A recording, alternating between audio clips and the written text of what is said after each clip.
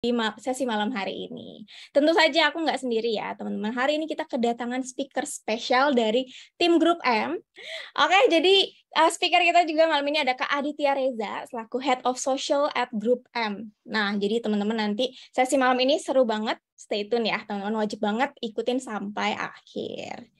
Oke, mungkin aku jelasin sedikit dulu ya terkait agenda kita malam hari ini ngapain aja seperti biasa ya. Nanti aku mau kenalin dikit lagi soal Revoyu. Mungkin teman-teman di sini abis weekend agak-agak lupa gitu sama Revoyu. Semoga enggak ya. Nanti aku bantu overview sedikit terkait Revoyu. Terus baru kita akan masuk ke masterclass Social Media Advertising Quick Starter. Lalu nanti ada Q&A session teman-teman. Jadi seru banget malam hari ini. Jadi semoga make sure teman-teman untuk join sampai akhir. Langsung aja. Jadi aku di sini mau kenalan sedikit sebelum kita masuk ke sesinya Grup M ya, teman-teman. Aku mau kenalan dikit lagi nih.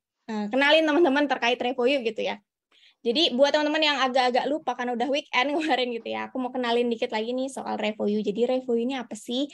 Revoyu kita adalah edutech gitu ya, yang visinya pengen nih ngebantu teman-teman yang mau upskill atau mengakselerasi karirnya di perusahaan teknologi gitu misalnya. Nah, di sini teman-teman juga mungkin udah tahu sedikit-sedikit terkait program-program yang ada di Revoyu gitu. Nah, terus, kenapa nih di Revoyu? Mungkin juga banyak yang udah tahu, karena minggu lalu juga aku udah banyak spill, tapi nggak apa-apa, tenang aja teman-teman, aku bantu jelaskan lagi ya.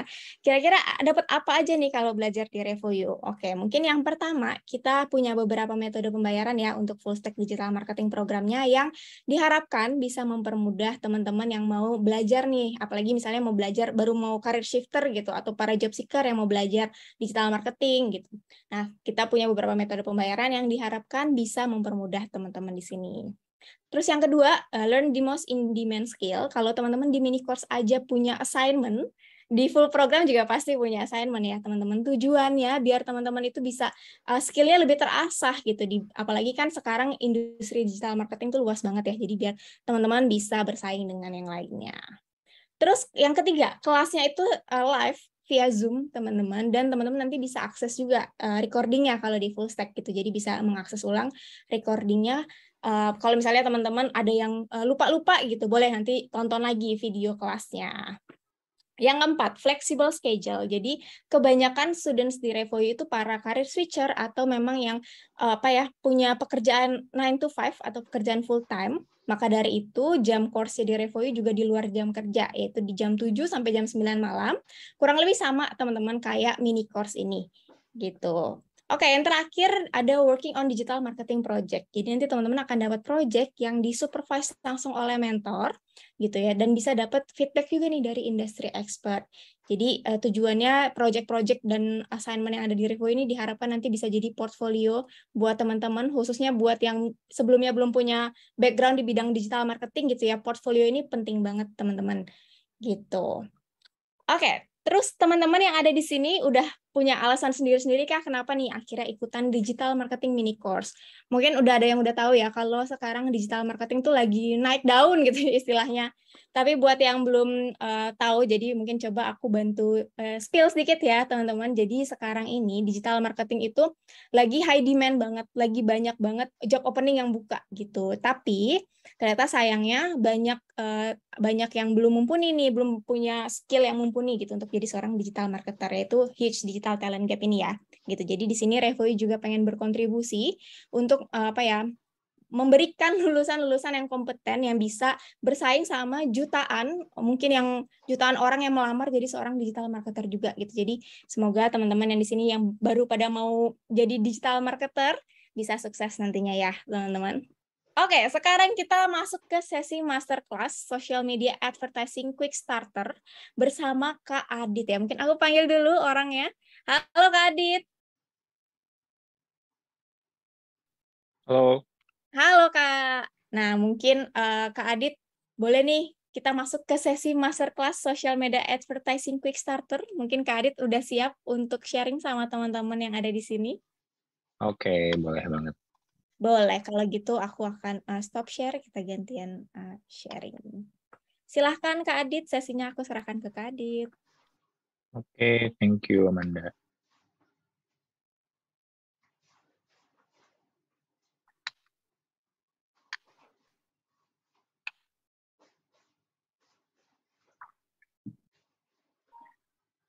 Oke, semoga screen-nya udah kelihatan ya, teman-teman semua.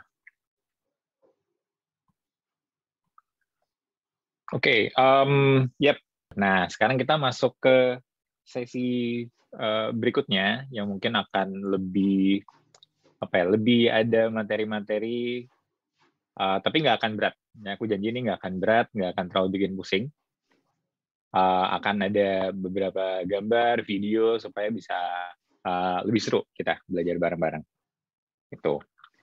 Oke, untuk sesi malam ini, jadi topiknya adalah social media as quick starter, fast, dicoret fastnya, smart way to scale up business. Nah, tapi sebelumnya aku mau kenalan dulu. Jadi nama aku Aditya Reza, boleh dipanggil Adit aja. Kayak yang udah dikenalin tadi, jadi aku lihat tim sosial di grup M. Jadi tim sosial di grup M itu handle social media ads, jadi paid advertising di channel-channel sosial media seperti Facebook, Instagram, TikTok, Twitter, dan sosial media apapun yang mungkin kedepannya bakal banyak dipakai ya, especially di Indonesia gitu. Jadi kalau misalkan nanti let's say Snapchat misalkan kalau booming lagi di Indonesia, nah itu tidak menutup kemungkinan bahwa akan menjadi salah satu channel untuk paid advertising kita di sosial media.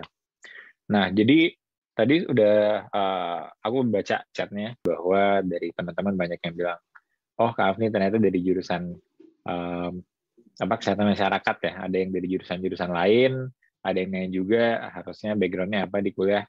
Nah, kebetulan aku juga sama nih. Jadi dulu waktu kuliah, mungkin lebih menyimpang lagi. Dulu aku kuliah di jurusan teknik elektro. Nah itu, bayang ya jauhnya gimana sama digital marketing. Jadi kuliah di jurusan teknik elektro, bahkan aku sempat kerja sebagai software engineer. Software engineer, terus habis kerja di software engineer, aku berpikiran untuk pindah. Waktu itu lagi zaman startup, enggak sih. Waktu itu startup belum booming, tapi aku dulu pindah ke startup unicorn. Dulu belum unicorn, jadi aku masuk ke startup tersebut yang bergerak di industri travel, dan aku habiskan waktu di sana sekitar 6 tahun. Bener-bener mulai digital marketing itu dari nol, udah handle semua channel paid advertising juga, Google, Facebook, search, bahkan dulu handle juga Bing Ads, Microsoft Bing ya. Jadi udah handle almost all paid advertising channel, dan pada akhirnya aku memutuskan untuk pindah dari brand side ke agency side untuk bergabung dengan Grup M.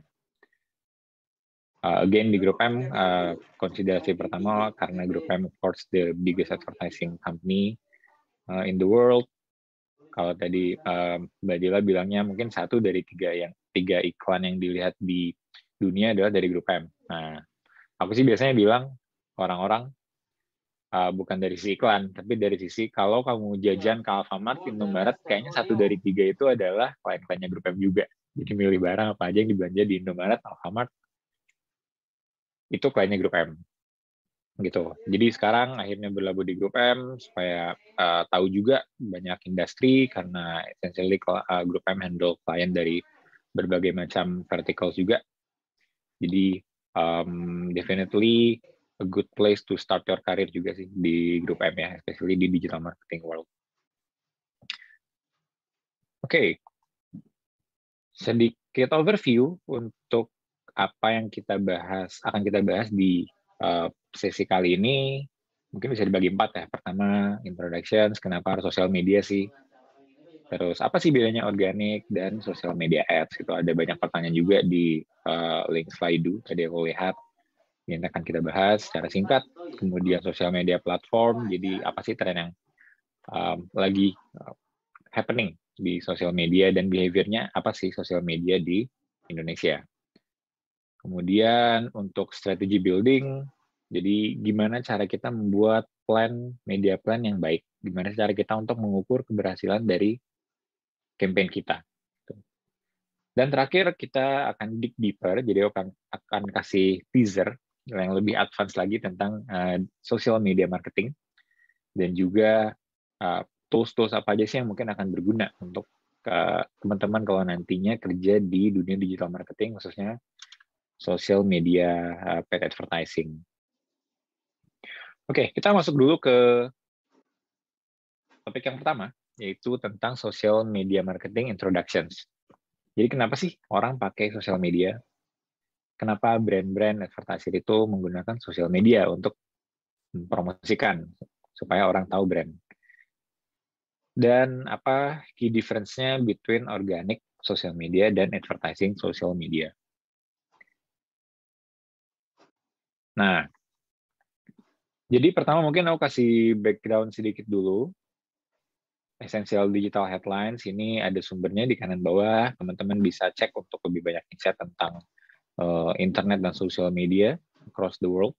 Nah, ini untuk Indonesia sendiri, kayak kita tahu ya, total populasi dari Indonesia itu 277 juta jiwa. Nah, dan cellular mobile connection itu 370 juta. Nah, kenapa lebih banyak? Of course ya, karena teman-teman tahu bahwa biasanya nih satu orang punya HP 2, punya nomor 2 gitu. That's why cellular mobile connection-nya lebih besar. Kemudian internet users 204 juta, yang mana itu adalah 73% dari total populasi. Kebayang ya, banyak banget ya. 3/4 dari total populasi itu memakai internet. Dan 191 juta adalah active social media users. Jadi dibandingkan dengan populasi Indonesia, 68,9%-nya itu sudah pakai social media secara aktif. Dan dibandingkan dengan orang yang pakai internet di Indonesia, kebayang ya, ini ada 95% ya, sekitar 95% dari pengguna internet adalah pengguna sosial media. Jadi behavior di Indonesia ini memang agak berbeda dari country-country lain, terutama country-country yang men-set trend ini, yaitu di Europe atau di US. Jadi kalau di Indonesia dulu orang tahu internet duluan dari mobile phone. Ketika orang-orang mungkin di negara-negara maju, pertama tahun itu dari desktop ya, pakai browser di internet. Tapi di Indonesia itu dari mobile phone dulu. Dan sekarang bahkan banyak orang yang sebenarnya nggak benar-benar tahu definisi internet itu apa, tapi dia sudah pakai sosial media. Nah, jadi even diperkenalkan dengan dunia internetnya ini lewat sosial media gitu. Jadi kebayang ya, populasi dari social media users di Indonesia itu sangat banyak. Itu makanya kenapa sosial media ini jadi low hanging fruit yang harus dipakai gitu oleh advertiser, oleh brand gitu. Nah, terus kalau kita lihat dari beberapa tahun ke belakang, social media users di Indonesia itu masih nambah terus. Bisa dilihat bahkan nambahnya itu baru kayak ngerem dikit tuh tahun 2019, 2020, 2021, tapi tiba-tiba tahun 2002 itu naik lagi jauh, 20 juta pertambahan sosial media usersnya. Nah, tentunya ini karena disebabkan oleh pandemi juga. Jadi di Januari 2022, yang mana itu ada orang-orang yang baru mungkin pakai sosial media tahun 2021 ya. Jadi setelah 2020 pandemi, banyak di rumah, terus baru akhirnya pakai internet dulu, udah punya internet, akhirnya pakai sosial media. That's why kita masih terus bertambah juga gitu jumlah pengguna sosial media. Di samping memang populasi Indonesia juga harusnya bertambah ya. Gitu. Oke, terus sosial media itu ada yang organic dan ada juga yang advertising nih kalau kita ngomongin soal marketing. Nah, kira-kira ada yang tahu nggak perbedaan yang paling mendasar mencolok apa sih dari organic sosial media versus ads? Mungkin bisa tulis di kolom chat ya. Perbedaan paling mendasar antara organic versus ads nih, sambil kebaca juga. Oke, organic gratis. Pastinya organic gratis, kalau ads itu berbayar ya dari namanya. Ya, itu benar banget, of course, organic gratis, ads berbayar. Tapi dari fungsionalitinya sendiri, functionality dari behavior-nya juga berbeda ya, dari organic versus ads gitu. Mungkin dua kata yang paling, dua faktor yang paling berbeda adalah dari sisi scale dan speed. Oke, scale dan speed. Jadi, kalau organic itu kita biasanya membutuhkan waktu untuk nge-grow social media kita ya, untuk nge-grow account kita supaya banyak followers dan lain-lain.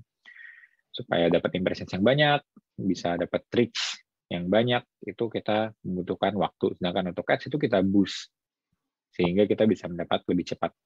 Dan juga scale yang mana volume yang kita bisa dapatkan dengan advertising itu lebih banyak dibandingkan dengan organik.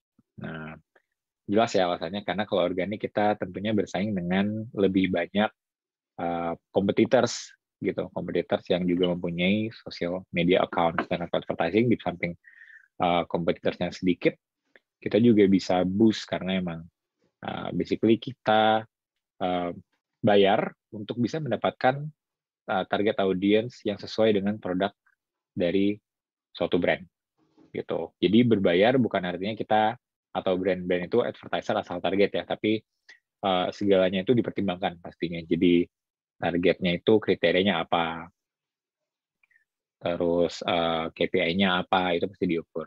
Nah, terus dari sisi lain kita juga bisa ngebedain organik dan ads itu dari sisi kreatifnya ya, kreatif, messaging juga penyampaiannya. Jadi organik itu of course lebih terlihat asli,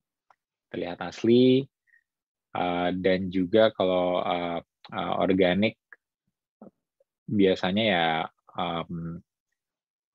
biasanya konten-kontennya ini ada creators-nya juga. Jadi creators-led content, misalkan ada aktornya gitu. Sedangkan kalau ads, ya, kalau misalkan kita kayak lihat iklan di TV, meskipun sebetulnya sekarang konten-konten atau kreatif dari ads itu sudah lebih autentik. Autentik maksudnya apa? Jadi lebih menyesuaikan dengan platform-platform di mana kita mau placement ads gitu. Misalkan kalau ada brand mempunyai suatu video buat iklan di TV terus dipasang di TikTok, nggak akan works gitu. Karena kalau kita mau pasang ads di TikTok ya kita harus bikin video ads yang cocok juga di TikTok gitu. Misalkan pakai background yang upbeat gitu, yang ada beatnya kenceng gitu, atau yang cheerful gitu temanya. Dan juga ada aktornya, ada orangnya gitu. Jadi itu mungkin perbedaan dari sisi kreatifnya ya. Oke. Nah, lanjut ke topik kedua tentang social media platform. Jadi akan aku share juga tentang user behavior, trends, terus evolusinya gimana sih dari social media, dan juga future-nya itu seperti apa. Nah, nanti juga ada video mungkin kita akan nonton bareng-bareng. Nah, jadi gimana sih awalnya itu bermula? Nah, mungkin banyak teman-teman yang belum tahu nih di tahun-tahun segini ya. Jadi mungkin ada yang belum lahir atau masih kecil banget, tapi sebetulnya dunia internet sudah dimulai dari lama. Dan pertama dunia internet booming of course kalau pada tahu tentang .com bubble di tahun 1998 atau 99 gitu ya, banyak banget website. So ada .com bubble di mana sudah terlalu banyak website-website yang ada dengan valuasi terlalu tinggi. Nah, terus fast forward ke beberapa tahun berikutnya itu muncul sosial media yang seperti Facebook, LinkedIn juga gitu. Jadi LinkedIn itu sebenarnya udah lama ya guys ya. Dan Facebook juga awalnya di tahun 2004, kalau pada tahu, Facebook itu berawal dari kampusnya si Mark Zuckerberg ya. Jadi dia sebenarnya membuat jejaring sosial media untuk anak-anak kampus saling berinteraksi gitu, bikin komunitas gitu. Nah, sampai akhirnya bisa dipakai untuk komunitas di luar kampusnya. Nah, tapi tetap Facebook sampai sekarang mempertahankan konsepnya bahwa Facebook itu untuk komunitas ya. Jadi untuk orang dengan interest yang sama berkumpul dan saling sharing gitu. Nah, mungkin kalau ada yang bisa nebak logo-logo yang tidak common di sini, boleh tulis juga di kolom chat ya, logo-logo yang nggak common of course ya. Kalau ini Facebook semua udah pada tahu, Twitter. Nah, supaya tahu nih umurnya berapa nih teman-teman di sini. Oke. Nah, fast forward to 15 years later, sekitar tahun 2019, 2020, sampai kita akhirnya zaman TikTok nih. Nah, di sini belum ada ya, di chartnya belum dimasukin. Tapi ya di 2-3 tahun terakhir mungkin TikTok itu adalah sosial media yang growth-nya itu paling tinggi ya kalau kita lihat, meskipun dari user base masih ada di bawah Instagram, Facebook, WhatsApp, tapi growth-nya itu sangat tinggi. Nah, jadi sosial media harus bisa terus berevolusi juga supaya bisa bisa memenuhi keinginan atau behavior dari user-usernya gitu. Jadi that's why kalau lihat fitur-fitur dari sosial media sebenarnya mirip-mirip juga ya antara Instagram, Facebook, TikTok. TikTok dulu Instagram kan cuma bisa lihat feed dari teman-teman kita, sekarang udah bisa lihat feed dari orang yang kita follow, terus sekarang ada Instagram Reels yang juga itu sebetulnya merupakan dipopulerkan oleh TikTok konsepnya ya, gitu. Oke, masih udah banyak yang jawab di kolom chat, Friendster, Vine, dan banyak banget ya. Tat juga udah nggak ada di Indonesia, udah bangkrut juga. Oke, nah next mungkin ada satu video singkat nih tentang social media evolution 2002 sampai 2030. Dulu zaman 2002 banyak banget Friendster. Nah ini panjang videonya, tapi kita coba percepat sampai ke tengah tahun. Kira-kira apa nih yang bakal di 3 teratas dari teman-teman? Ini MySpace, Skype, coba lihat ya di tengah. Oke, YouTube nih, ini yang belum aku mention juga ya. Oke, kalau kita lihat di 2012, YouTube ini udah sangat naik, bahkan jadi yang kedua terpopuler setelah Facebook. Ada Skype juga, yang mana Skype itu pertama mempopulerkan video call ya, yang paling masif gitu. Terus coba aku fast forward lagi ke tahun berapa nih? 2018.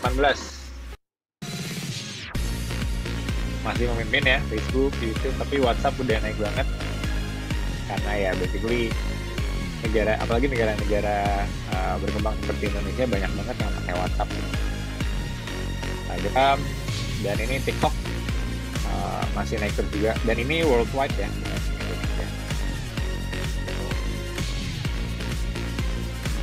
Oke, TikTok. Nah ini TikTok turun, aku nggak tahu alasannya kenapa ini di video ini. Mungkin karena ada isu TikTok di ban di beberapa country juga ya dulu waktu tahun 2020, makanya ini nggak ada di datanya lagi gitu. Nah coba kalau aku fast forward lagi ke akhir-akhir, jadi di video ini dia memprediksikan juga kira-kira apa sosial media yang paling banyak usersnya di akhir-akhir di 10 tahun ke depan mungkin. Jadi masih ya peringkatnya Facebook, YouTube, Instagram, WhatsApp. Nah,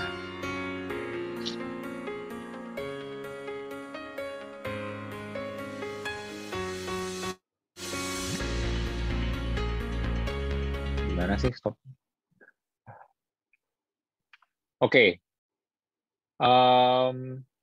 Ya teman-teman bisa komen juga di chat apakah slide ini udah sesuai dengan sosial media yang dimiliki oleh teman-teman, top 5-nya gitu. Nah, karena ada juga di source yang sama, We Are Social, dari lain, yang menyebutkan bahwa satu orang itu memakai minimal 5 sosial media. Jadi bisa cek ya teman-teman di handphonenya, lihat apps ada berapa sosial media, termasuk yang tadi seperti YouTube, Instagram, Facebook, dan lain-lain. Aku yakin pasti teman-teman di sini juga ada banyak sih. Lebih dari 1 pasti, mungkin akan ada 5 gitu ya. Jadi kenapa sih nggak cukup kalau kita cuma present only di 1 sosial media?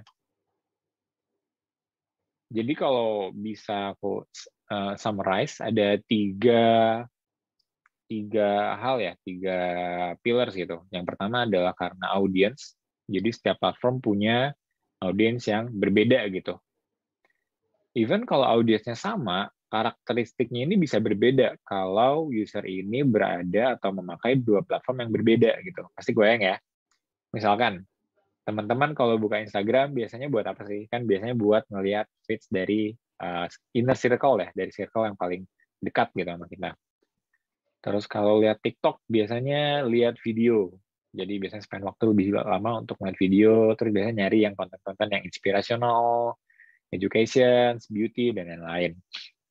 Sedangkan orang yang sama bisa jadi dia ke Twitter untuk baca gitu. Dan karena memang di Twitter itu kan teks ya, jadi orang biasanya emang spend waktu lebih lama untuk membaca sebuah post, untuk berada di sebuah post. Kayak gitu. Jadi meskipun orangnya sama, tapi karakteristik bisa berbeda di platform yang berbeda. Kedua, konten. Jadi konten tab-nya berbeda. Tadi udah aku singgung sedikit, kalau Twitter itu lebih ke teks, kalau TikTok lebih ke video, Instagram juga video, tapi kalau feed, picture juga ya, kalau Instagram. Jadi beda konten type-nya. Even kalau YouTube itu biasanya untuk video-video yang panjang gitu, long videos, vlog gitu biasanya di YouTube gitu ya.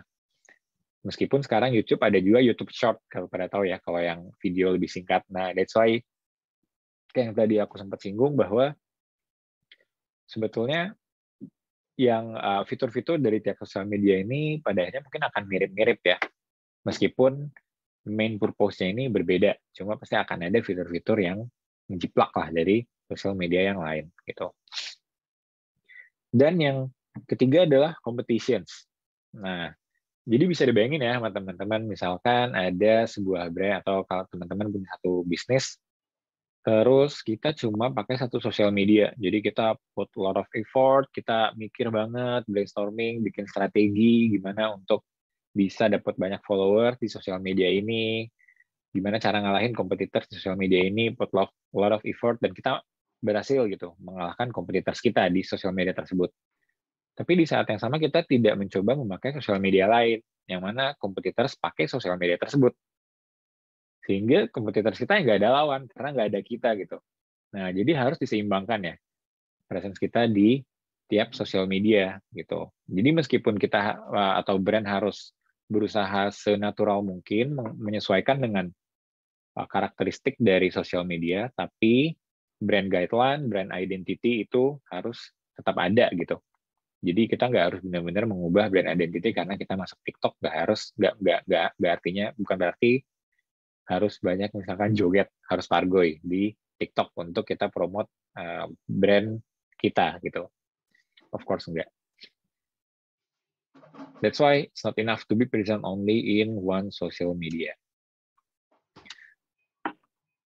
Oke, masuk ke topik atau agenda berikutnya adalah tentang trends.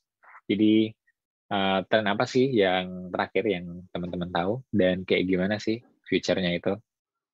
Jadi ya mungkin akan ada 3 points yang akan aku bahas. Pertama tentang video marketing, kedua tentang social commerce, dan terakhir tentang metaverse.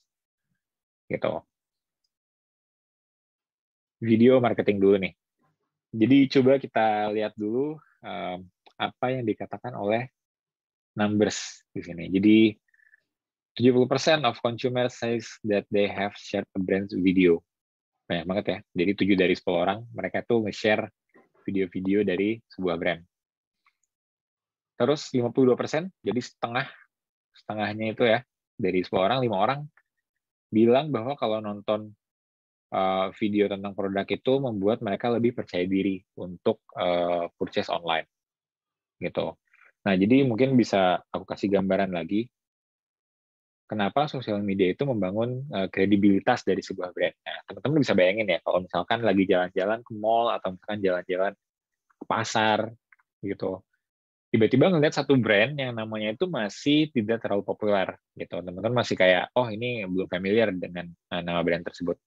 Tapi waktu kita googling, waktu kita search online, atau waktu kita lihat di sosial media, ternyata brand itu punya Instagram account, bagus kalau udah verified, kalau nggak apa-apa, punya Instagram account, ngepost rajin, kelihatan gitu bahwa brand tersebut niat kredibel gitu, brand tersebut bahwa ada presence-nya gitu, bukan brand yang abal-abal. Itu kan membuat kita lebih percaya, consumer lebih percaya untuk memakai brand atau produk dari brand tersebut gitu. Nah, apalagi kalau kreatifnya itu in the forms of video, bukan hanya image gitu. Jadi kalau ada yang bilang bahwa sebuah gambar, sebuah foto itu bisa mempunyai 1000 makna ya, bisa mempunyai 1000 cerita. Nah, Satu gambar aja punya 1000 cerita. Bisa kalian bayangin kalau satu video. Mungkin kalau satu video ada terdiri dari 1000 frame, berarti 1000 frame dikali 1000 cerita. Jadi satu video bisa menggambarkan 1 juta cerita gitu ya. Of course nggak kayak gitu kalkulasinya, tapi bisa dibayangin bahwa satu video itu sangat berguna dan mungkin akan lebih mempunyai banyak arti lah, dan lebih bisa influence people to purchase, to know, to be more familiar, and recall the product or brand. Gitu. Oke, nah terus kalau kita ngomongin yang lebih teknikal ya, video marketing format itu bisa dibagi based on durations, placement, atau orientations nih. Nah ini yang paling general aja ya. Yang paling general yang aku share di sini bukan yang sangat detail gitu. Dari durations dulu, jadi ada yang bumper, short, atau long. Jadi bumper itu sebetulnya istilah untuk YouTube ads. Jadi kalau yang video yang sangat singkat, terus adanya di awal, tuh disebut bumper ya. Jadi video yang singkat biasanya sih langsung ada call to actions-nya. Jadi, oh ini produknya, produk ini ingin mengajak kita atau users untuk purchase, untuk visit website. Gitu. Terus ada yang short, biasanya dikategorikan short ini kalau 15 second ya. 15 second itu short video, mungkin 30 second masih di antara short dan long, tapi long biasanya kalau udah semenit itu biasanya long video. Nah, jadi biasanya kalau sebuah brand membuat atau memproduksi satu video, kalau punya long versions, short versions-nya itu dibikin cuma 15 second biasanya. Gitu. Dan kegunaannya juga berbeda ya. Biasanya kalau yang long duration video itu dipakai untuk brand bisa mengubah persepsi dari users gitu, dari orang yang lihat videonya. Pasti teman-teman pada udah familiar ya dengan iklan-iklan itu, video iklan dari Thailand gitu. Kan banyak yang videonya panjang, ada ceritanya, jadi kita bisa storytelling, terus di akhir-akhir tiba-tiba nangis. Karena ada makna yang benar-benar dalam gitu. Nah, that's why itu long video biasanya bagus untuk mengubah perceptions, storytelling, dan lain-lain ya. By placement. Nah, jadi ada yang display, interstitial, in-stream, outstream, ada banyak placement lainnya, cuma mungkin yang 4 yang paling common ya kategorisasinya. Jadi, display itu adalah iklan video marketing yang paling biasa sebetulnya untuk sosial media. Jadi ya iklan-iklan yang ada di feed, waktu kita scroll down ternyata ada iklan. Jadi yang secara natif, secara natural itu blend dengan konten-konten organik gitu. Itu display. Stories juga ya. Kita nge-swipe kanan, tiba-tiba ada iklan, kita nggak tahu bahwa itu ads. Gitu. Ada interstitial. Interstitial itu biasanya kalau teman-teman lagi browsing, buka website berita, terus ngeklik sebuah link, misalkan lihat ke page 2, tiba-tiba ada pop-up Windows gitu, ada videonya. Nah, itu interstitial. Jadi itu interstitial itu kayak mendisrupt view atau UI dari sebuah website atau di apps, mungkin bisa juga ya interstitial. Gitu. In-stream, nah in-stream ini adalah video ads yang biasanya ada ya di YouTube ya paling sering gitu. Jadi waktu kita lagi stream video, di awal ada iklan, di tengah ada iklan yang tiba-tiba bikin ads videonya yang kita lagi tonton itu terpotong gitu. Kita in-stream dan terakhir itu outstream. Jadi misalkan kalau lagi browsing websites, terus scroll down, tiba-tiba di sebelah kiri bawah ada sebuah banner, sebuah kotak isinya ada video ads gitu. Nah itu adalah outstream gitu. Jadi yang biasanya ada di website, artikel, portal berita, dan lain-lain. Nah, jadi ini by placement. Mungkin teman-teman ada yang nanya, oh bukan sosial media dong Kak kalau ada di outstream gitu atau interstitial. Nah, jawabannya adalah bisa jadi iklan itu dari Facebook Ads juga, karena Facebook Ads actually mempunyai placement di luar ekosistem Facebook, namanya Facebook Audience Network gitu. Nah, jadi aku nggak akan bahas terlalu detail, tapi intinya adalah sebetulnya meskipun kita advertise di Facebook, di Twitter, sebetulnya ada kemungkinan ads-nya ini akan muncul di non-Facebook ekosistem gitu. Dan terakhir orientasi dari videonya itu via portrait, landscape, dan juga square ya. Square biasanya kalau kita pakai di Instagram feed gitu kan biasanya kontak ya rasionya. Portrait kalau pakai di stories, YouTube Shorts, Reels, TikTok, of course portrait, dan terakhir landscape. Landscape biasanya di YouTube karena orang nonton YouTube biasanya dimiringin HP-nya karena video di YouTube banyak yang formatnya itu emang landscape, jadi ads-nya pun menyesuaikan gitu. Oke, lanjut ke tren berikutnya adalah social commerce nih. Tadi sempat disinggung sedikit sama Mbak Jila. Nah, jadi aku coba untuk share lagi apa itu social commerce. Jadi pasti teman-teman pada tahu bahwa banyak ads di sosial media, di Instagram, TikTok, atau Twitter, yang mana kalau ngeklik ads-nya itu langsung redirected ke marketplace, ke e-commerce, Tokopedia, Shopee, Bukalapak, Blibli, dan lain-lain gitu. Nah, jadi ini adalah trends dari sosial media. Jadi sosial media transform juga menjadi social commerce, yang mana nggak hanya sosial media untuk menjadi first touch users, jadi nggak hanya mendeliver traffic, tapi the entire shopping journey is doable in social media. Jadi misalkan ini kayak TikTok kan udah ada TikTok Shop ya, yang mana teman-teman bisa langsung purchase di TikTok environment gitu. Instagram juga ada Instagram Shop, tapi di Indonesia kita belum bisa check out, belum bisa bayar. Meskipun kita udah bisa ya ngelihat katalog dari sebuah brand, produknya apa aja di Instagram.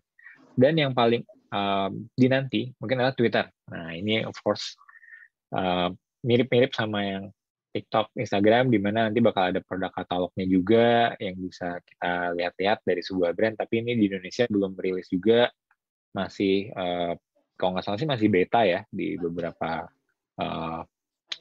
country, kayaknya belum di Indonesia or even Southeast Asia gitu.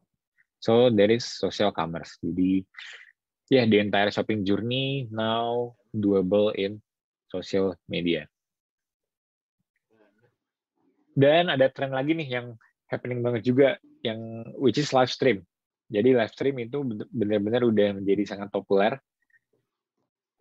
Bahkan sekarang kalau teman-teman memperhatikan, live stream itu bisa dilakukan di sosial media, bisa juga di e-commerce-nya ya. Di marketplace itu ada fitur live stream juga gitu, orang bisa langsung sambil jualan. Jadi sosial media jadi commerce jadi sosial media, bisa ngelakuin live stream. That's why yang aku bilang tadi, sebenarnya fitur-fiturnya ya di-replicate semua gitu oleh player-player di sini, bahkan dari sosial media ke e-commerce. Nah, dan yang paling gencar banget di live stream adalah TikTok.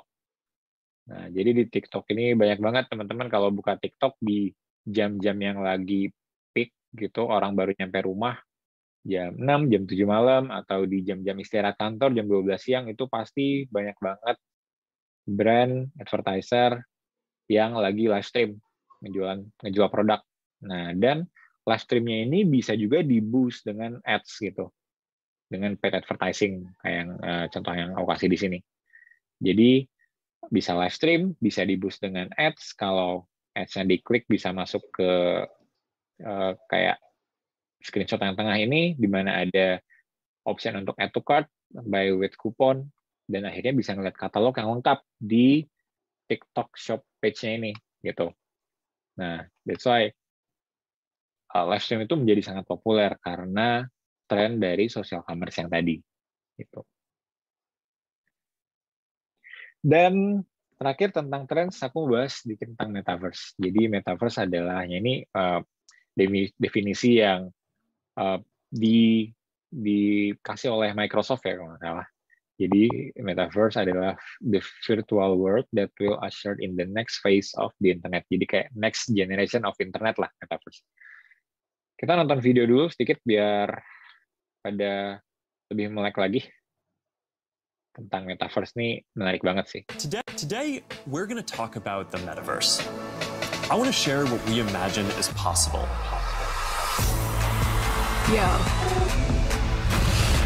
The experiences you'll have, the creative economy we'll all build, and the technology that needs to be invented, as well as how we're going to all do this together.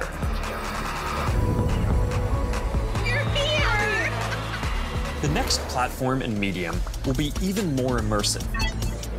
Like a shop. Some call it skill. Keep talking. An embodied internet where you're in the experience, not just looking at it. And we call this the metaverse.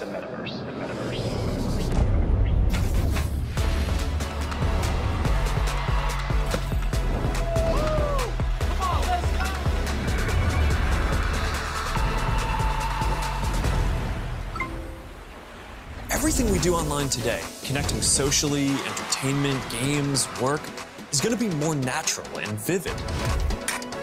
Whoa, all right, that's a little too realistic. Now this is more my style. We believe the metaverse will be the successor to the mobile internet. And you're going to be able to do almost anything you can imagine. All right, perfect. Boy. Oh, hey, Mark. Hey, what's going on? Seperti yang kita This is wild. The metaverse isn't something we're building so much as it's something we're building for. Across the industry, we need to bring that same imagination and commitment to building for interoperability, openness, safety, and privacy as we do for all the other product aspects of the metaverse. These have to be fundamental building blocks, just like the other software and experiences that we've been talking about. Made by all of us. And I'm just incredibly energized to be on this journey with all of you. That was fun. Good job, Mark.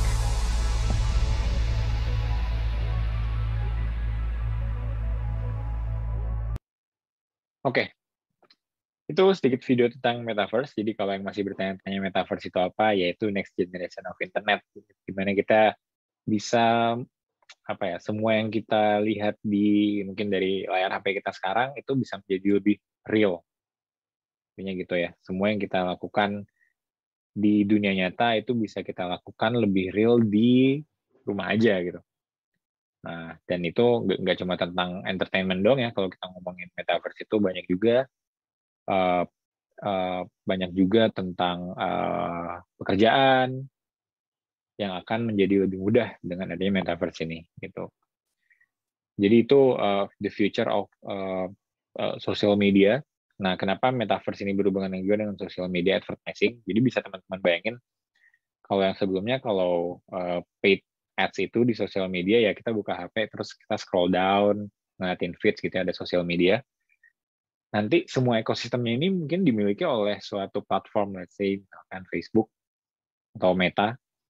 Terus di platform tersebut kita jalan-jalan aja. Jadi kalau sekarang kan kalau kita lihat banner atau iklan ada baliho di jalan-jalan itu iklan konvensional, tapi nanti akan menjadi digital juga, akan menjadi iklan di dunia online juga gitu.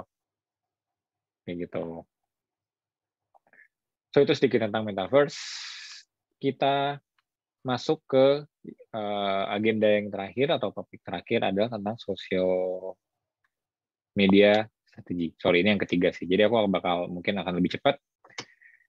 Jadi tentang bisnis objektif, marketing goals, dan advertising objektif. Jadi ini tiga hal yang berbeda ya kalau kita ngomongin bisnis objektif. Jadi apa sih objektif dari company? Apa yang ingin di-achieve? Jadi biasanya dibagi menjadi short term dan long term gitu. Sedangkan kalau marketing goals, nah, jadi supaya bisa kita achieve bisnis objektif tersebut, apa sih hal yang bisa dilakukan dari marketing perspektif yang precise, yang detail, dan measurable. Jadi path-nya itu seperti apa. Nah, jadi marketing goals akan memberikan tim arahan dan target yang measurable untuk bekerja sampai kita bisa achieve business objektif. Dan terakhir adalah advertising objektif nih. Jadi kalau advertising objektif itu biasanya lebih straightforward gitu. Jadi biasanya ini yang dictate specific marketing channel harus aim dan dioptimisasi terhadap apa. Gitu. Jadi biasanya clear, cuma 1-2 kata, implementable, meaning bisa diimplement ke ad platform, ke Facebook Ads Manager, ke Twitter dan TikTok. Dan biasanya itu hanya mempunyai satu main KPI matrix. Jadi nggak bisa pengen semuanya gitu, pengen achieve semuanya. Ada contohnya di bawah itu business objective, double market share by the end of 2022 in region APAC. Of course, kalau kita nge-define objektif harus pakai framework SMART ya. Kalau yang nggak tahu framework SMART, mungkin bisa googling aja habis ini. Terus lanjut ke funneling. Jadi untuk funneling, teman-teman kalau yang berasal dari jurusan marketing pasti tahu banget ya tentang funneling di marketing itu. Jadi yang most common adalah AIDA gitu. Awareness, interest, desire, dan juga actions. Sedangkan kalau di sosial media biasanya hanya dibagi ke 3 gitu. Which is awareness, considerations, dan juga conversion. Gitu. Sedangkan kalau funnel yang bawahnya tuh loyalty dan advocacy itu biasanya bukan sesuatu yang kita atau brand build secara tiba-tiba ya, tiba-tiba aja ada, enggak gitu. Jadi itu biasanya establish dari journey yang panjang gitu, ciptakan loyalty dari customers dengan of course positive and good product or purchase experience, even the after purchase juga itu biasanya penting untuk membangun loyalty. Dan of course advocacy, atau kalau bahasa gampangnya ini word of mouth ya. Jadi kalau misalkan kita udah nggak perlu doing marketing karena sebetulnya orang-orang atau customer-customer kita sendiri yang melakukan marketing untuk produk kita secara organik. Gitu. Jadi word of mouth, I still believe that word of mouth is the strongest forms of marketing dari mulut ke mulut, apalagi dari inner circle gitu. Dan ya, meskipun ada funnel seperti ini, tapi digital marketing itu sebetulnya enable brands to skip di upper funnel. Jadi pasti teman-teman pernah ada kalanya teman-teman tuh nggak tahu ini brand apa sih. Baru banget ngedengar ini soal brand tersebut.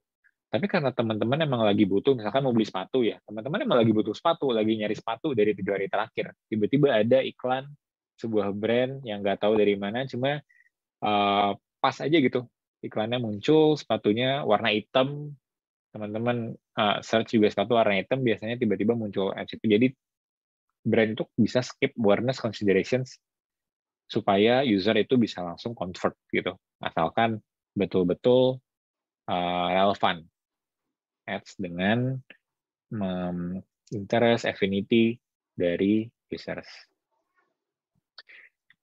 Dan juga kalau kita bikin media plan, nah, kalau misalkan jadi tim planners, tadi dari Mbak jelas sempat singgung, kita punya role connection planning, jadi yang penting ada 4 kuadran ya. Jadi menentukan objektifnya, target KPI-nya apa, apakah itu impression, reach, dan lain-lain, akan aku share setelah ini.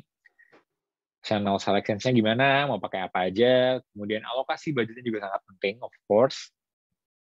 Audience persona, jadi siapa sih yang mau kita target, personanya kayak gimana sih? Jadi bisa nggak sih dijelaskan dengan satu kata, oh saya mau target orang-orang metropolitan, gitu aja personanya. Terus bisa dijabarkan lagi, oh metropolitan berarti orang-orang yang tinggal di Jabodetabek, usia berapa sampai berapa, memiliki penghasilan berapa, nah, gitu. Audience persona, dan lalu message atau call to action-nya ini apa? Jadi kreatifnya ini mau menyampaikan apa sih? Apakah mau menyampaikan USP-nya apa? USP itu adalah unique selling propositions dari brand, atau call to action, jadi beli sekarang gitu, atau ada diskon. Jadi message itu harus dipikirkan juga apa yang mau disampaikan. Dan terakhir of course execution plan ya, kalau kita ngomongin campaign. Jadi durasinya berapa lama, kira-kira pertama pengen ada teaser dulu, terus mau ada launch period, dan lain-lain, itu execution plan. Berada di tengah ya, jadi semua ini dibalut atau di-encapsulate ke dalam sebuah execution plan. Nah, again, ini tidak explain the complete metrics that we have in Facebook, TikTok, dan juga Twitter. Jadi, ini mungkin metrik-metrik yang paling penting ya. Kalau di upper funnel bisa teman-teman lihat itu sama semua, Facebook, TikTok, Twitter, biasanya impression, reach, dan juga ad recall. Ad recall itu apa? Ad recall itu adalah kalau misalkan teman-teman habis ngelihat iklan, terus tiba-tiba besoknya itu ada survei, biasanya di YouTube ya, biasanya ada survei, manakah dari brand di bawah ini yang Anda lihat, Anda ingat dalam berapa hari terakhir. Nah, itu adalah sebuah survei yang dilakukan untuk ngetes apakah ads-nya ini bisa recall oleh users. Nah, gitu. There's upper funnel, middle funnel, clicks, leads. Kalau di Facebook bisa page like karena ada Facebook fan page. Kalau di TikTok mungkin yang berbeda adalah profile visits. Jadi kita bisa measure juga apakah campaign kita sukses dari jumlah orang yang bisa yang visit ke profile kita. Terus kalau di Twitter juga itu yang common adalah engagement ya. Kalau di Twitter, karena Twitter biasanya kan orang bisa reply terhadap suatu tweet ya, meskipun nggak follow, tiba-tiba bisa ada conversations gitu di Twitter. Jadi bisa lihat engagement-nya, dan juga CTR atau click-through rate. Dan lower funnel, of course, ini matrix-matrix yang benar-benar berhubungan dengan profit dari suatu bisnis gitu. Purchase, revenue, offline event itu maksudnya adalah aktivitas yang terjadi di toko gitu lah. Jadi kalau purchase, check out Tokopedia kan online nih. Jadi bisa juga sebenarnya kita measure, kita bikin ads, terus kita measure berapa sih orang yang benar-benar beli di toko, di offline store. Gitu. Dan satu yang perlu diingat nih teman-teman, jadi kalau paid ads itu biasanya kita measure cost efficiency matrix ya. Jadi bukan berapa impression-nya, tapi biasanya nih CPM, cost per impressions, cost per click, dan seterusnya. Masuk ke agenda terakhir tentang social media advertising. Nah, aku bakal skip beberapa. Nah, jadi masuk sini aja. Jadi 3 komponen yang paling penting dalam social media advertising. Targeting, placement, dan juga kreatif. Nah, jadi targeting itu basically audience siapa sih yang mau kita target. Placement adalah kita mau naruh iklannya di mana, dan kreatif adalah konten atau message-nya itu apa. Jadi kalau kita targeting audiens di sosial media itu bisa dibagi ke dalam 3 kategori. Jadi broad, kita cuma pilih, oke, saya mau target user dengan umur 17-35 lokasi di Indonesia, gitu. Terus, oke, lebih detail lagi, interest-nya adalah orang yang suka sepatu, misalnya. Itu broad targeting. Kalau custom itu lebih sophisticated. Jadi custom audience itu misalnya kita punya email nih, kita punya email orang-orang yang pernah purchase produk kita atau nomor handphone. Nah, itu bisa kita upload terus sebenarnya ke Facebook Ads. Jadi Facebook bisa target lagi orang-orang yang sesuai dengan phone number atau email yang kita upload, itu custom audience. Atau kita bisa target audience orang-orang yang sudah visit website kita dalam 3 hari terakhir, 30 hari terakhir. Nah, itu custom audience. Lookalike adalah orang yang mirip. Jadi, oke, saya mau target orang-orang yang mirip dengan orang-orang yang visit website saya. Saya ingin target orang-orang yang mirip dengan customer saya. Itu lookalike. Terus placement. Jadi, meskipun kita ngomongnya Facebook Ads, ya Facebook itu bukan cuma sekedar Facebook, Instagram, feed, tapi ada stories, reels, dan juga bukan sekedar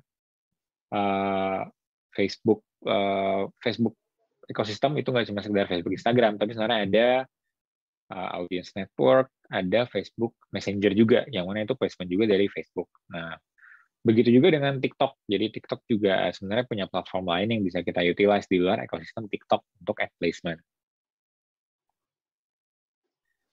Dan terakhir, content is king. Nah, ada yang tahu nggak teman-teman? Sebenarnya content is king ini sebuah statement yang dipopulerkan oleh siapa? Boleh tulis lagi di kolom chat. Ini aku tutupin mukanya. Ada yang tahu? Oke. Aku buka sedikit. Mas Adit, bukan ya? Aku juga baru tahu sebetulnya. Oke, ini jago banget nih. Yuda Agustinus, Bill Gates. Baru mau dikasih spoiler nih. Oke, jadi konten ini dipopulerkan oleh Bill Gates dulu tahun 1996. Sebelum .com bubble, website lagi naik ya. Website lagi banyak, terus Bill Gates itu bikin sebuah essay yang bilang bahwa sebuah website kalau mau sukses di internet itu harus punya konten yang bagus. Gitu. Nah, jadi awalnya tuh sebenarnya konten itu sebuah statement yang diberikan oleh Bill Gates untuk website. Meskipun semakin ke sini emang semakin banyak ini diadopsi menjadi jargon untuk marketing. untuk marketing terutama ya, untuk how to to highlight the importance of creatives, the importance of visual in marketing gitu. Terakhir, jadi untuk memudahkan kita dalam bekerja, sebenarnya platformnya itu nggak cuma Facebook Ads doang, nggak cuma TikTok Ads Manager, nggak cuma Twitter, tapi sebenarnya ada tools lain juga yang biasanya dipakai oleh digital marketers gitu. Misalnya untuk campaign management, ada tools untuk membantu kita operate digital marketing setup gitu. Jadi setupnya bukan lewat Facebook Ads Manager, supaya misalkan bisa lebih cepat kerjanya kalau kita ada kerjaan-kerjaan yang berulang, setup campaign yang berulang, jadi ada tools-nya. Terus untuk optimizations juga, jadi ada tools yang membantu kita untuk budget allocations, ngitung budget yang tepat, atau untuk optimize bid strategy, dan juga ada tools untuk optimisasi kreatif, misalkan kita punya kreatif A, B, C, D, F, G, nah jadi akan dibuat kombinasi dari kreatif tersebut supaya bisa lebih optimize. Dan terakhir untuk analytics. Jadi kita pakai Facebook, Twitter, pakai TikTok. Kan ribet ya kalau kita ngelihat performance dari satu campaign harus ke 3 platform berbeda-beda. Nah, jadi biasanya ada tools analytics yang membantu kita untuk cross-platform reporting atau analisis kayak gitu. Dan terakhir untuk business intelligence juga, jadi kadang-kadang kita membutuhkan visual tertentu gitu supaya bisa lebih gampang melihat report, supaya lebih gampang untuk menganalisis, menginvestigasi campaign performance kita. Gitu. Jadi teman-teman bisa cek juga di sini khususnya untuk Meta, untuk Facebook Ads. Jadi partner-partnernya, tools-toolsnya itu apa aja sih yang bisa membantu kegiatan paid advertising. Dan itu adalah slide terakhir yang aku punya untuk malam ini. Thank you for your participation. Mungkin aku kembalikan lagi ke Amanda untuk Q&A sessions-nya. Terima kasih. Terima kasih banyak Kak Adit. Luar biasa, semoga teman-teman di sini punya insight baru ya dari materi yang disampaikan sama Kak Adit nih. Oke, Kak Adit, kita masuk ke sesi Q&A. Sebentar, aku coba share dulu slide-nya sebentar.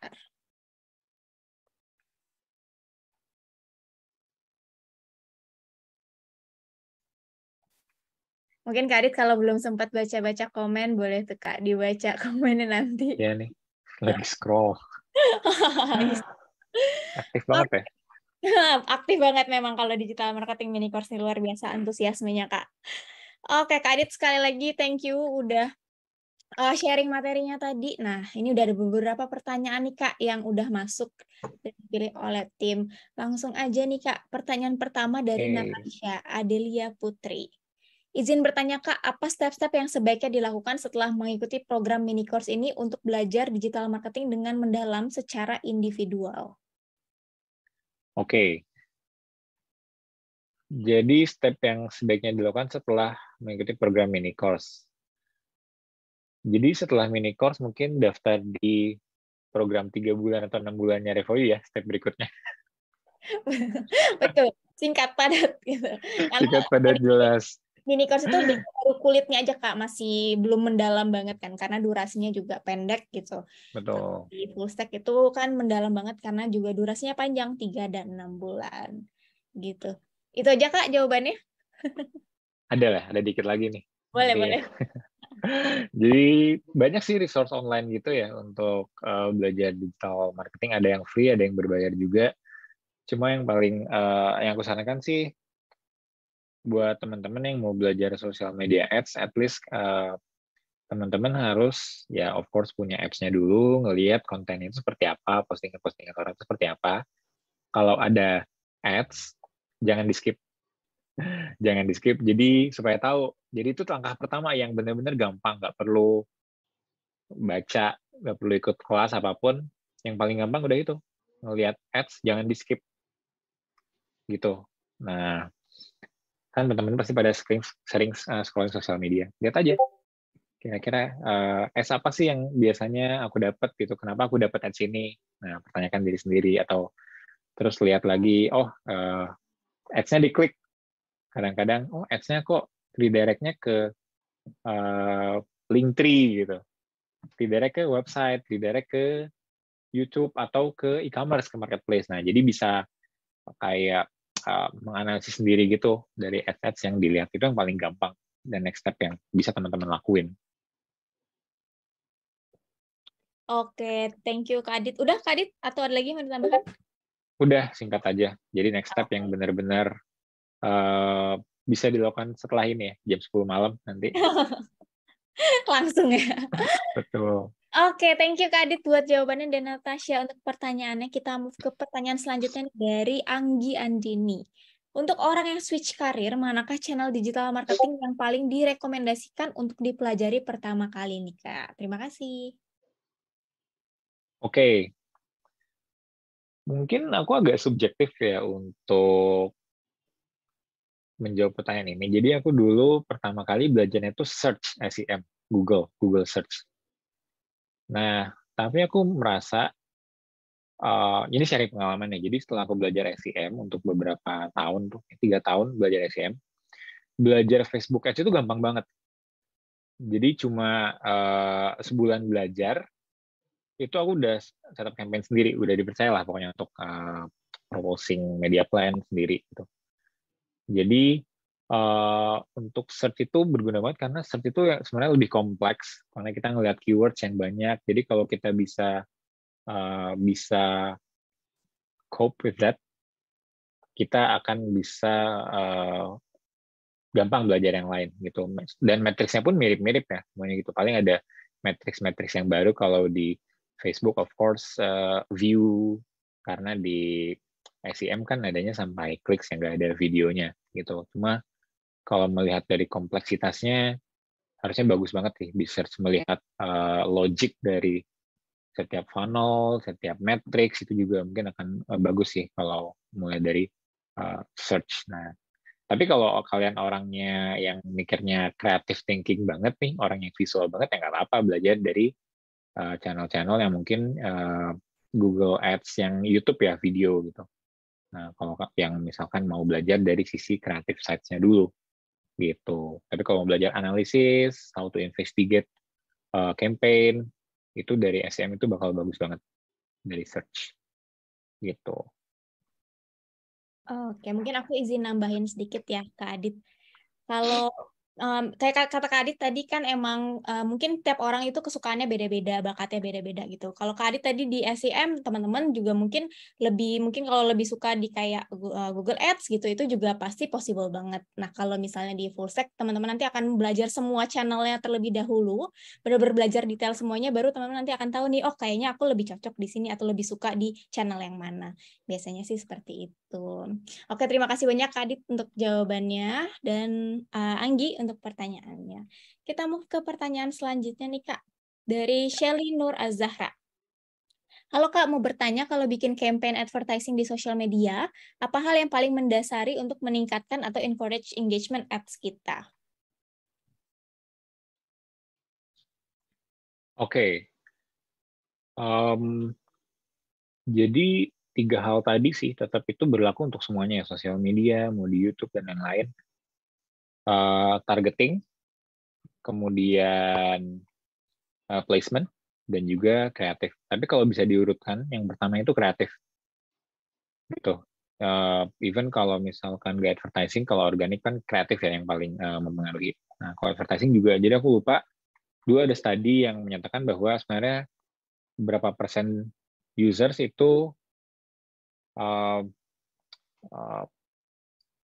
terinfluence untuk ngeklik sebuah iklan dan melakukan actions itu karena kreatifnya tepat.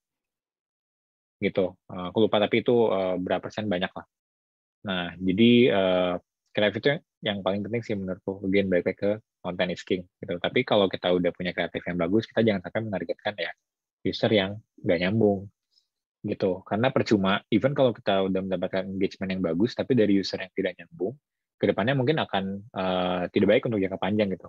Jadi yang perlu kita tahu bahwa sebuah brand itu tidak harus bisa reach semua orang gitu. Jadi punya targetnya masing-masing gitu. Kalau misalkan sebuah account punya followers banyak banget, tapi followersnya ini ternyata adalah followers yang punya behavior beda dari produk-produk yang dimiliki oleh brand ini gitu. Engagement-nya tinggi, tapi ketika kita udah mau move to lower funnel, kita mau drive people to purchase, kita nggak bisa gitu.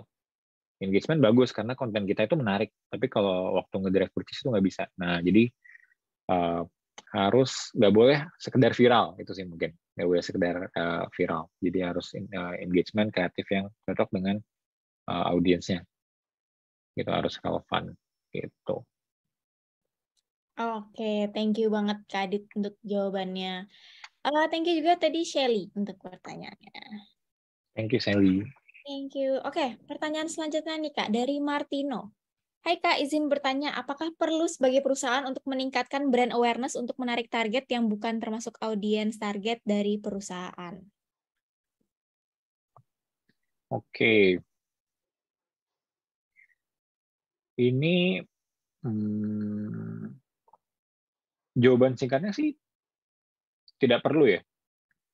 Karena pada akhirnya kalau perusahaan yang emang aim for profitability, ya pada akhirnya mereka hanya perlu untuk target user-user yang mungkin relevan gitu, even untuk awareness. Nah, mungkin Martino nanya ini karena aku ada cerita sedikit. Jadi pasti teman-teman tahu bahwa banyak brand yang sudah menjadi top of mind kita untuk sebuah produk ya. Kalau aku boleh nyebut brand ya, brand air mineral ada ya. Bahkan orang menyebutnya bukan air mineral. Mas mau beli pip gitu. Bukan mau beli air mineral, atau ada di beberapa kota yang masih bilang kendaraan bermotor, motor itu bukan motor, tapi naik apa? Naik pip gitu.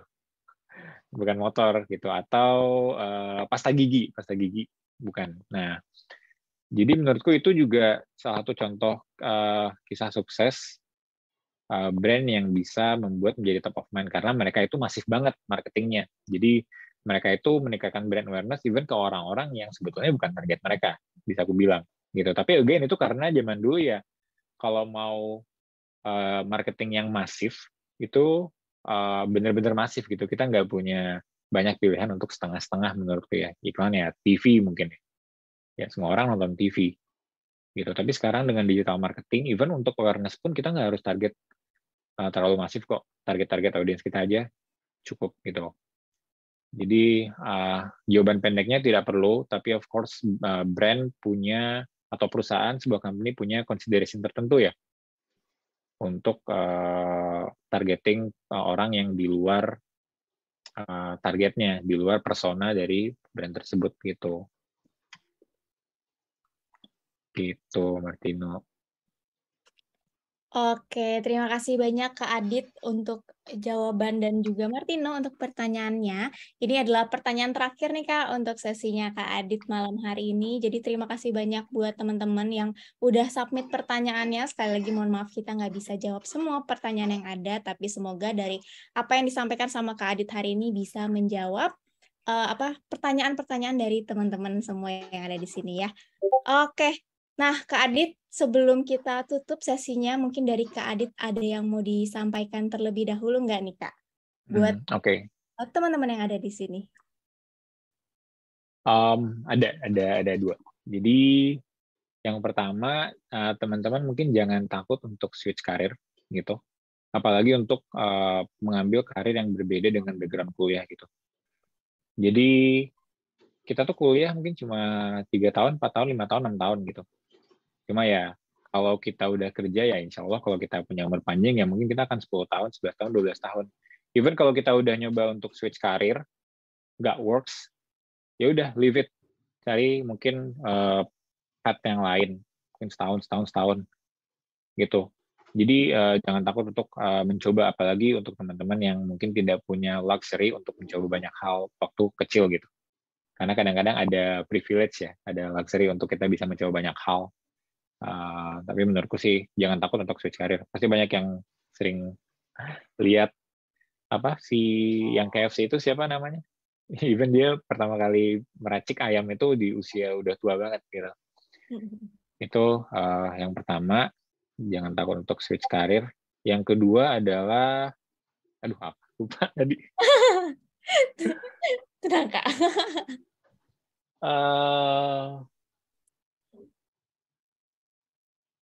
Lupa lagi yang kedua apa? Yaudah, itu aja satu. Itu aja.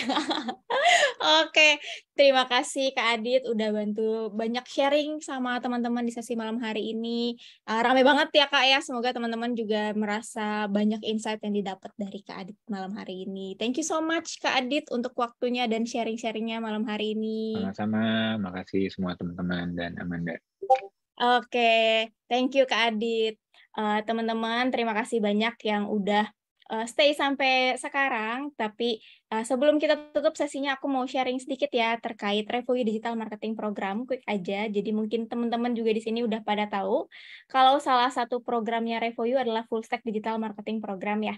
Jadi di mana tujuannya untuk membantu teman-teman di sini yang benar-benar punya motivasi yang tinggi banget untuk upskill atau mungkin mau memulai karirnya di digital marketing gitu khususnya gitu. Dan tadi seperti yang aku mention ya, pengen juga nih berkontribusi memberikan talent-talent yang kompeten yang bisa bekerja di top tech companies. Nah, ini ada beberapa instructors kita, ini hanya beberapa ya. Beliau-beliau ini adalah para practitioner juga di bidangnya. Nah, untuk durasinya mungkin teman-teman juga udah pada tahu ya, kalau di Revoyu itu ada 2 durasi. Yang pertama ada 3 bulan dan 6 bulan. Jadi kalau yang 3 bulan, teman-teman itu hanya dapat Revoyu course atau intensive course-nya aja. Tapi kalau ambil yang 6 bulan, setelah Revoyu course, teman-teman akan dapat Revoyu Next. Gitu. Jadi nanti di dalam Revoyu Next ini akan ada Revoyu Labs dan juga Career Support. Nah, terus untuk di Revoyu Next-nya itu ada apa aja? Seperti yang aku udah mention sedikit tadi, ada Revoyu Labs, gitu ya. Jadi teman-teman akan dapat project yang akan disupervise langsung oleh mentor. Terus dapat one-on-one career coaching juga. Jadi buat teman-teman khususnya para job seeker atau career switcher, itu nanti akan dapat career coach nih dari Revoyu gitu yang bisa ngebantu proses pencarian kerja teman-teman. Terus ada job recommendation. Jadi karena Grup M ini adalah salah satu hiring partner kita, jadi nanti bisa banget dapat job recommendation nih gitu ke Grup M. Terus career support, jadi nggak cuma career coach aja, teman-teman nanti akan dibantu segala proses pencarian kerja, terus profile buildingnya seperti apa, nanti itu akan dibantu. Gitu ya. Jadi semoga teman-teman yang di sini yang punya background berbeda, nggak punya background digital marketing, jangan khawatir ya teman-teman, karena banyak sekali students kita yang memang career switcher. Oke, untuk biayanya, full program yang 6 bulan itu ada di 16 juta rupiah, untuk yang 3 bulan ada 13 juta rupiah ya teman-teman, dengan beberapa metode pembayaran yang udah aku mention juga di awal, yang diharapkan bisa memudahkan teman-teman yang ada di sini, khususnya mungkin yang para job seeker atau mau career switcher gitu. Nah, yang pertama ada upfront atau lunas, terus ada split payment hingga 3 kali. Jadi ini bisa dibilang cicilan tanpa bunga ya, teman-teman, kalau split payment ini. Jadi hanya durasinya 3 kali cicilan. Terus yang ketiga ada cicilan 6, 12, atau 18 bulan. Nah, cicilannya ini dimulai dari 700 ribuan per bulannya. Terus yang terakhir dan yang paling banyak banget ditanyain adalah study no pay letter atau SNPL. Di mana teman-teman ini SNPL ini adalah cicilan tanpa DP. Dari teman-teman kan ikut full program yang 6 bulan nih. Nah, dari bulan pertama sampai bulan ke-6, teman-teman itu membayar Rp240.000 per bulannya. Nanti biaya studinya itu baru dibayarkan di bulan ke-7 atau setelah teman-teman sudah lulus dari Revoyu. Nah, ini ada admission prosesnya seperti yang udah sempat aku mention tadi ya, teman-teman. Kalau untuk bergabung ke Full Stack Digital Marketing Program itu memang ada beberapa tahapan tesnya terlebih dahulu. Yang pertama ada initial test, kedua ada essay, dan yang ketiga interview. Oke, nah jadi gimana nih teman-teman yang ada di sini, apakah udah kebayang kalau potensi karir di digital marketing itu besar banget ya teman-teman? Siapa tahu nih Grup M ini bisa jadi next adventure teman-teman semua yang ada di sini. Jadi buat teman-teman nih tinggal mengasah potensi aja kalau udah pengen jadi seorang digital marketer gitu. Salah satunya mungkin bisa dengan join Full Stack Digital Marketing programnya di Revoyu, karena Grup M ini merupakan salah satu hiring partner juga di full programnya Revoyu. Jadi buat yang tertarik, jangan ragu untuk langsung daftar ya, teman-teman. Coba daftar dulu, kerjakan assessment-nya. Siapa tahu nanti bisa ketemu lagi sama tim Grup M yang teman-teman ketemu hari ini.